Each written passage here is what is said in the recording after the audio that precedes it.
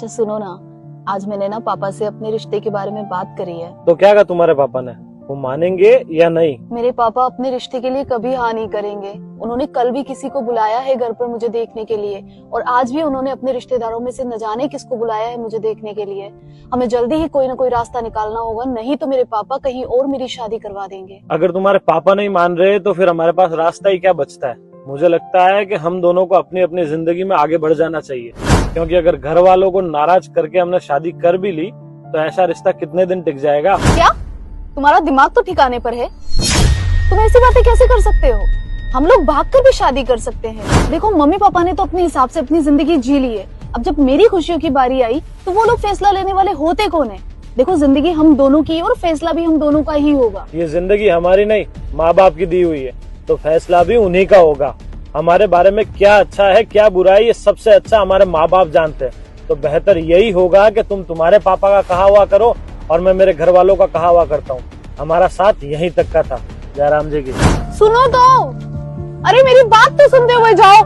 मैं शादी करूंगी तो तुम्ही से करूंगी, वरना किसी से नहीं करूंगी। ये शादी का ख्याल जितना जल्दी अपने दिमाग से निकाल दोगी उतना अच्छा होगा, क्योंकि अब जितनी बार मिलेंगे लगाव बढ़ता जाएगा। अच्छा यही होगा, तुम तुम्हारे रास्ते जाओ, मैं मेरे रास्ते जाता हूँ। पापा मम्मी के चक्कर में मुझे छोड़कर जाएगा। अभी उसे फोन लगाती हूँ।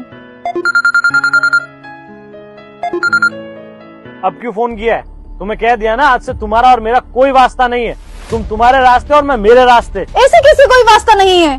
देखो मैंने अपना सामान पैक कर लिया है, तुम मुझे अभी के अभी लेने आओ, नहीं तो मैं जहर खाकर मर जाऊंगी। देखो ये जहर वहर खाने की जरूरत नहीं है, कोई भी गलत कदम नहीं उठाओगे तुम। आ रहा हूँ मैं, तुम तैयार रहो। अभी तक नहीं आए वो, न जाने कहाँ रह गए। किसी ने अगर देख लिया ना यहाँ पर तो सारा प्लान धरा का धरा रह जाएगा। आखिर तुम अपनी जिद पूरी करवा के ही मानोगी? तुम्हें समझ में तो कुछ आता नहीं है। चलो बैठो। चलो चलो जल्दी चलते हैं, कोई देख ना ले हमें। चलो चलो। अरे इधर से थोड़ा ढंग से दबा। जी बाबूजी। ये तुम मुझे कहाँ लेके जा रहे हो? ये रास्ता तो हमारे खेत की तरफ जाता है। चुपचाप चलो।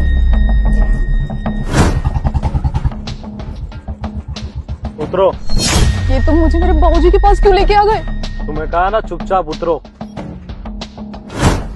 दिखा दी तूने तेरी औकात? मेरी लड़की को कहाँ लेके जा रहा था? बाबूजी आप बोलो तो अभी गोली मार दो साले को। ए रो, इस खिलौने को नीचे कर। और बाबूजी अगर आपकी लड़की को भगा के ले जाना होता तो आपके ही खेत में आपके सामने नहीं लेके आता। तो मेरी बेटी तेरे साथ कर क्या रही है? तूने जरूर इसको उल्टी पट्टी पटाई होगी। बाबूजी आपकी बेटी मेरे साथ कर क्या रही है ये अगर जानना है तो अपनी बेटी से पूछो। अगर मेरी जगह कोई और होता तो आपका पूरा परिवार गलियों में अपनी बेटी को अभी तक ढूंढ रहा होता। क्या कर रही है तू इसके साथ? तुझे मना किया था ना इससे मिलने को। बाबूजी वो क्या है ना बाबूजी। ये क्या बताएगी बाबूजी? मैं बताता हूँ। आपकी बेटी आपके मना करने के बावजूद भी मेरे साथ भाग के शादी करने को तैयार थी। मैंने मना किया तो जहर खा के आत्महत्या करने की धमकी दे रही थी। तो मेरे पास इसको आपके सामने लाने के सिवा और कोई रास्ता नहीं बचा था। तो फिर तू बेटा इसके साथ भागा क्यों नहीं? मेरे पास क्यों लेके आ गया? मैं इसे आपके सामने इसलिए लेके आया बाबूजी, क्योंकि मैं अब इससे शादी नहीं कर सकता। क्योंकि जो लड़की अपने माँ बाप की 20 साल की परवरिश, 20 साल का लाड प्यार छोड़ के 2 साल के प्यार के पीछे आप लोगों को छोड़ के जाने को तैयार हो गई, जो आप लोगों की नहीं हुई वो आगे चल के मेरी क्या होगी? संभालो आपकी जिम्मेदारी। मैं अब इससे शादी नहीं कर सकता। शाबाश बेटा, तेरे संस्कारों पे मुझे गर्व है। ये तो मेरा ही सिक्का खोटा निकला था। ये थप्पड़ हर उस युवा के ऊपर है, हर उस लड़के और लड़की के ऊपर है जो अपनी आशिकी के चक्कर में अपने माँ बाप को भूल जाता है। जयराम जी की